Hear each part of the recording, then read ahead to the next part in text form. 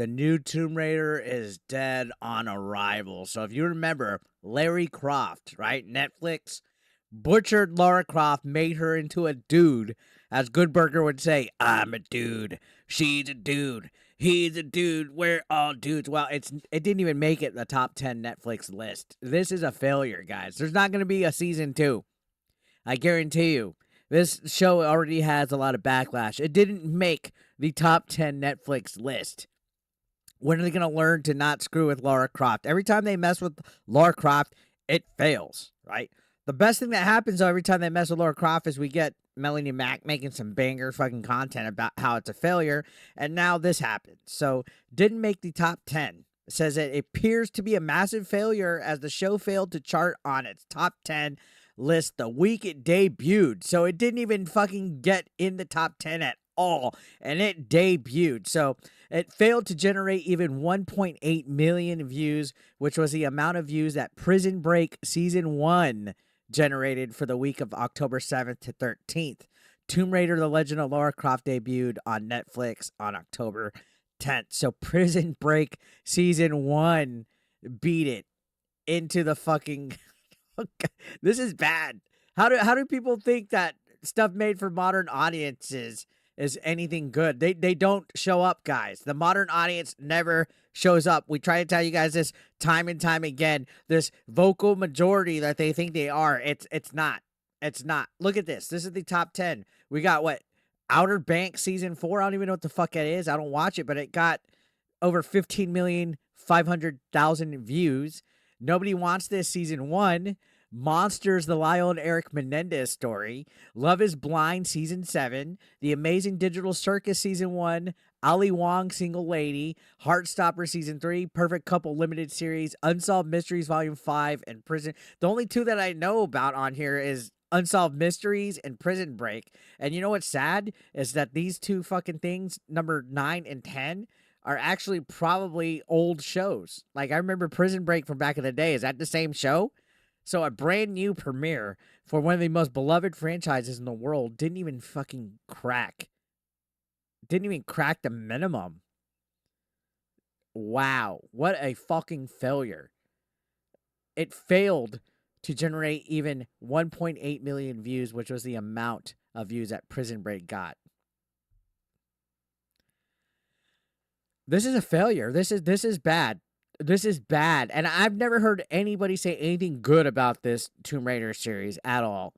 It was all just a distraction that Lara Croft looked like Larry Croft, that Larry Croft was taking over, changed every single thing about the Tomb Raider series, and they keep doing this to her. Every single thing. Now, continue on, this article says not only did the show not chart in its first week, but it failed to chart in its second week as well. So it didn't even make a comeback. Like, okay, you know what? Maybe little Timmy and his family didn't get to watch it week 1 when it came out. Let's see if they support it week 2. Nope. Look at this. Failed to chart in its second week. Of note, the animated series Gundam Requiem for Vengeance Season 1 did chart with 2.4 million views, which was good enough for 7th place. So again, looking at a week 2 charts, didn't even make it. As a matter of fact, number 10 made 2 million views, which was more than what the fucking last number 10 was the week before that with Prison Break. No way that Tomb Raider is going to make it. It's never going to enter the top 10, guys, at this point. It's dead. Beyond dead on arrival. It's probably one of the biggest failures on Netflix this year. And why? Because it was made for a modern audience. It was made for a modern audience that doesn't show up to support anything, which is why people need to stop catering to it. It's a small percentage of people that do not speak for the majority of entertainment. Literally everybody else is watching all sorts of other shit. Look at this. Lincoln Lawyer Season 3, Outer Banks, Nobody Wants This, Monsters, Love is Blind, Gundam. Look at this. Outer Banks, actually, 2 different seasons were in the top 10. Ancient Apocalypse, The Americas, like I Am a Killer Season 5. Like, nobody cares about Tomb Raider. They'd rather watch series that are already successful, that have tons of episodes that people can sit down and bench and don't have fucking DEI Larry Croft attached to it. That's what the thing is. Oh, well, the majority of casual people don't care about. Well, no, they do. They see something, they read, they look up reviews, they look up websites, they see that it's rated poorly. Nobody's going to tune in to a butch-ass Lara Croft. I'm sorry. Oh, you guys just want to goon and jerk off to your... No, dude, nobody wants it. It's cringe. We can tell it's bad just looking at it. Continuing on, this article says, it's not surprising the show did not chart, given initial reactions to the show's first trailer, which was released back in August, were overwhelmingly negative. As of that writing, the first trailer has over 17,000 dislikes to just 10,000 likes. So yeah, the trailer was getting dislike bombed. And you can't tell me it's a whole bunch of right-wing grifters disliking it. No, it's people. People are not stupid. That's the problem I always hear from people. Oh, well, it's Grum's fans. Grum's fans are bottom of the barrel, white trash, dumb, unintelligent. No, people know what they like and what they don't like. A consumer can look and say, hey, this looks like it's shit. Where's all the wokies defending Netflix's Tomb Raider? I haven't even seen that. I have not seen one person on either left side or right side come out and say this looks good. Nobody wants this. YouTube tore it apart in the trailers. Mass dislikes. It's not coming back. There's not going to be a fucking second season ever. They wasted their money. This is what happens. All these studios and entertainment companies and that, they waste their time making bullshit that nobody wants to see because whoever's in charge wants to feel relatable or they want to have some kind of safe space for people to feel relatable. Instead of just making a good fucking story, instead of writing a great story, you got Tomb Raider. You can make all sorts of great, fantastic stories for it, but instead you got to make stuff relatable. You got to make sure that she's not too feminine so you don't offend anybody. That's what it is. Continuing on, it says, numerous comments at the time trashed the show. One person wrote, I see Laura is still failing repeatedly. Another said, oh boy, they left the comment section open again. Someone needs to teach Netflix what the definition of a teaser trailer is. One person questioned why Lara Croft's iconic pistols were not present in the trailer. Right? After the trailer got trashed, showrunner Chasha Huo made things even worse by admitting that she wrote the show for little girls. See, that's the problem, is that they feel inspired. Like the same thing happened with Star Wars Outlaws, where the main person that made it and wrote it was like, I always wanted to be Han Solo, but I'm a female and I couldn't relate.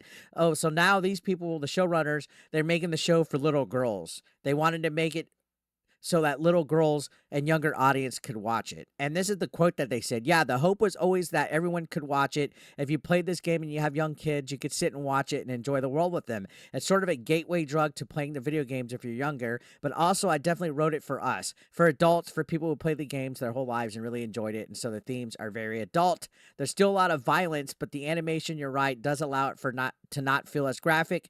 And so it does create a bigger space for more people to enjoy, which hopefully they do. I'm writing it for little girls as much as I'm writing it for big girls. Fucking cringe, all right?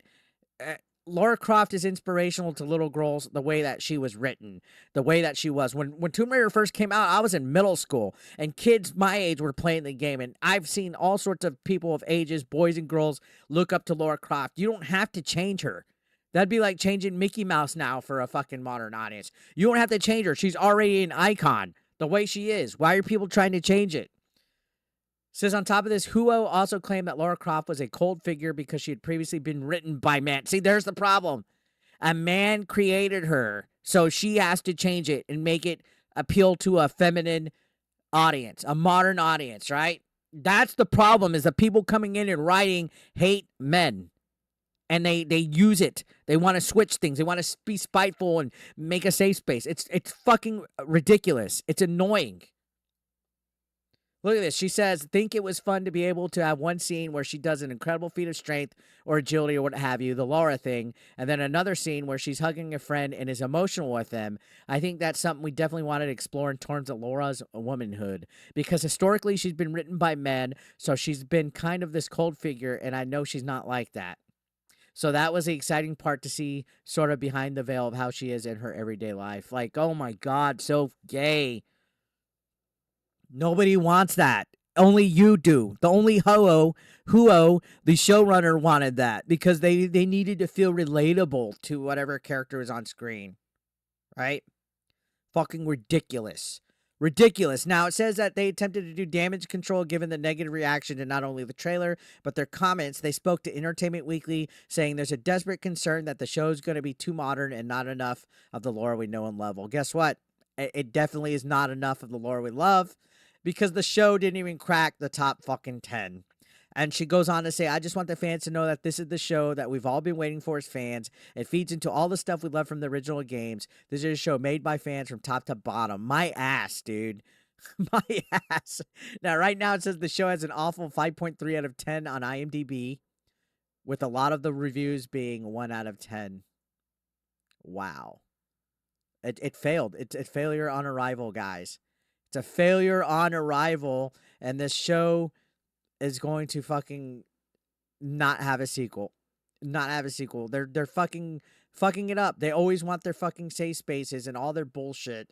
And this is what happens. It won't crack the top 10. So what do you guys think? Let me know your thoughts down below in the comments. Subscribe if you're brand new, and I'll see you on the next one, guys. Thank you so much for watching. Take care.